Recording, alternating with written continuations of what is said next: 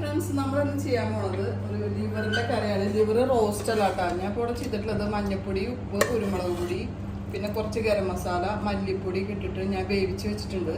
ഇനി നമുക്ക് ചെയ്യണത് ഒരു സവോള എടുത്തിട്ടുണ്ട്, 3-4 പച്ചമുളക് എടുത്തിട്ടുണ്ട്.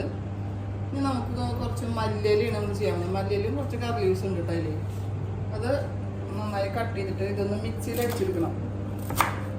അത് വെറൈറ്റി ടേസ്റ്റാണ്. അപ്പോൾ നിങ്ങൾ വീട്ടിലെന്തായാലും ഇത് കണ്ടുകൊണ്ടിരിക്കുമ്പോൾ ഇഷ്ടപ്പെട്ടാൽ ഒന്ന് സബ്സ്ക്രൈബ് ചെയ്യാനും ഷെയർ ചെയ്യാനും മറക്കരുത്.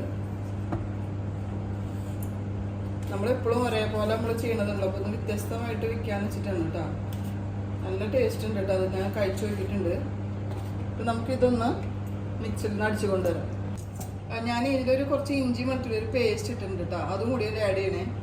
ഞാൻ ഇത് കുക്കറിൽ നിന്ന് ചട്ടിയിലേക്ക് മാറ്റിയിട്ടുണ്ട്. ഒരു നല്ലൊരു ടേസ്റ്റ് കിട്ടാൻ വേണ്ടിയിട്ടാണ് ചട്ടിയിലേക്ക് മാറ്റിയിട്ടുള്ളത്.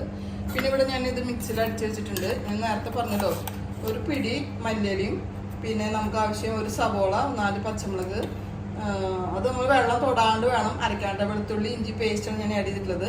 അപ്പോൾ അതും കൂടി നമ്മൾ വെള്ളം വേണമെങ്കിൽ കാക്കാം, പക്ഷെ അരയ്ക്കുമ്പോൾ വെള്ളം തൊടാണ്ട് അരച്ചെടുക്കാം കേട്ടോ. ഇതൊന്ന് ചൂടായതിന് ശേഷം നമുക്ക് അതിലേക്ക് ഇത് ഒഴിച്ചു കൊടുക്കാം. പിന്നെ ഞാനിവിടെ മല്ലിയില വെച്ചിട്ടുള്ളത് നമുക്ക് ഫ്രിഡ്ജിലൊക്കെ കേടുകൂടാണ്ടിരിക്കാൻ വേണ്ടിയിട്ട് ഒരു ടിപ്പാണ് കേട്ടോ. ഇത് ഇവിടെ ഫുള്ളും വെള്ളമാക്കരുത്. ഇതിൻ്റെ 1/4 ഭാഗം വെള്ളം, ഇത് വേര് മാത്രം, റൂട്ട് മാത്രം വെള്ളത്തിലായാൽ മതി. അതിന് ശേഷം നന്നായിട്ട് ഇതിങ്ങനെ കവർ ചെയ്യാം. ഒരാഴ്ചയൊക്കെ നമുക്കത് കേടുകൂടാണ്ടിരിക്കും. വെള്ളം അധികം ആവരുത്, ഇതിന് താഴെയായിട്ട് വരണം കേട്ടോ. നമ്മളിങ്ങനെ അടച്ച് നമ്മൾ ഫ്രിഡ്ജിൽ വെച്ച് കഴിഞ്ഞാൽ ഒരാഴ്ചത്തോളം കേടുകൂടാണ്ടിരിക്കും. അപ്പോൾ നമുക്ക് ഇതിലേക്ക് ഒഴിച്ചാലോ? റെഡി ആയിട്ടുണ്ട്. നമുക്ക് അതിലേക്ക് ഒഴിച്ചു കൊടുക്കാം.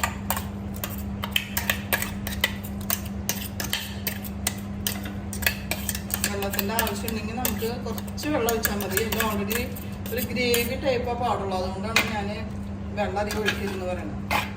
ഇപ്പോൾ പൊറോട്ടയുടെ കൂടെയോ ചപ്പാത്തിയുടെ കൂടെയോ എന്ത് ചോറിൻ്റെ കൂടെ കഴിക്കാൻ കുഴപ്പമൊന്നുമില്ല കേട്ടോ. കൂടുതൽ പൊറോട്ടയുടെ കൂടെ കഴിക്കുന്ന ടേസ്റ്റ് ഉണ്ടാവും.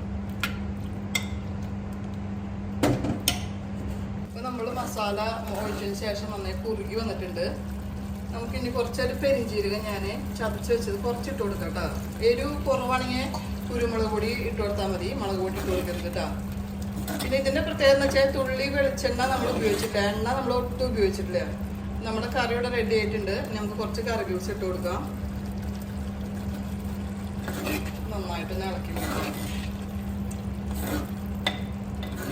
നിങ്ങൾ വീട്ടിലെല്ലാവരും ഇതൊന്ന് ട്രൈ ചെയ്ത് നോക്കണം. നല്ല ടേസ്റ്റാണ്. നമുക്ക് സെർവിങ് പ്ലേറ്റിലേക്ക് മാറ്റാം.